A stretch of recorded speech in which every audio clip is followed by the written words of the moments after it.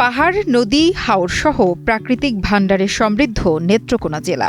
বাংলাদেশ ভারত সীমান্তবর্তী এই জেলার অন্যতম সৌন্দর্য সোমেশ্বরী নদী। এটি নেত্রকোনার দুর্গাপুর উপজেলা দিয়ে অবিরাম বয়ে চলেছে, আর এই নদী এখন অনেকের উপার্জনের দরজা খুলে দিয়েছে।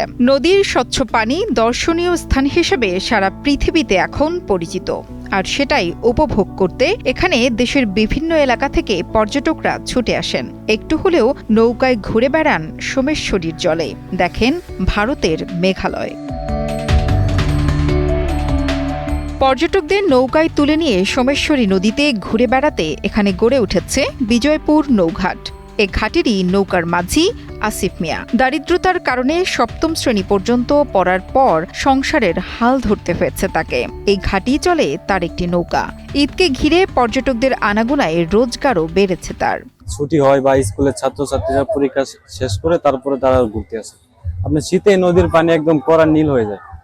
নীল হওয়ার কারণে পর্যটকদের আকর্ষণ বাড়ে। আমরা এদিকে আপনার রানীর গুহা বলে একটা জায়গা আছে, ওই জায়গায় নিয়ে যাই।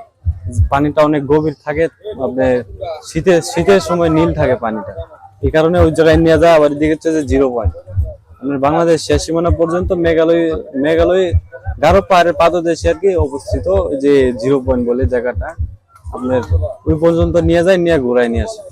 আপনার ঈদ আইলে আমাদের মোটামুটি 1000-2000 টাকা হয়, এমনি 500-700-1000 টাকা এরকম হয়। বসুন্ধরা ডায়াপেন্ট এখন আরো উন্নত। এই হট এয়ার থ্রো টপশিট দ্রুত শোষণ করে সোনামণিকে দেয় কোমল অনুভূতি। আসিফের মতোই আরেক কিশোর হৃদয় মিয়া। পর্যটকদের আনাগোনাতে বেড়েছে তারও রোজগার। আগে বৈঠায় নৌকা চালাতেন, তবে সময়ের সাথে তাল মিলিয়ে এখন সেই নৌকায় লাগিয়েছেন মেশিন। আমাদের ইনকাম মোটামুটি ঈদ আইলে মোটামুটি ভালো ইনকাম হয়। অনেক বাড়ির লোকজন আসে, লোকজন ঘুরতে, অনেক লোকজন বেশি এখানে আসে।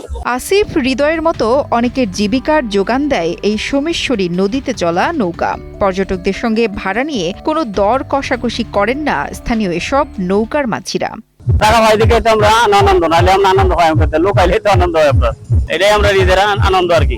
নৌকায় নদী পথে ঘুরে সৌন্দর্য উপভোগ করতে ভালো লাগে দর্শনার্থীদের। তারা বলছেন এই নৌকাই নদীর সৌন্দর্যকে আরো বেশি ফুটিয়ে তুলছে। নরসিংদী থেকে আমরা 4 জন বন্ধু মোটরসাইকেলে আসছি এখানে। তো আইসা এখানে আমরা নদী পথে ঘুরলাম। বাংলাদেশ এবং ইন্ডিয়ার মাঝখানে এই নদীটা অবস্থিত। হৃদয়ের মতো অনেক কিশোরের পাশাপাশি বৃদ্ধরাও নৌকা চালিয়ে রোজগার করছেন, কিন্তু ঈদ এলে যেন তাদের ভাগ্য খুলে যায়। যে নৌকা কাজে লাগতো নদী পারাপারে আর মাছ ধরাতে, সেই নৌকাই এখন অনেকের জীবিকার যোগান দিচ্ছে প্রতিনিয়ত। তবে ঈদে যেন বাড়তি রোজগারের অন্যতম সময়, আর তাতেই স্বপ্ন পূরণের পথ খুঁজে পান অনেকেই। আল নোমান শান্তর পাঠানো তথ্য ও ভিডিও চিত্রে ডেস্ক রিপোর্ট, কালের কণ্ঠ।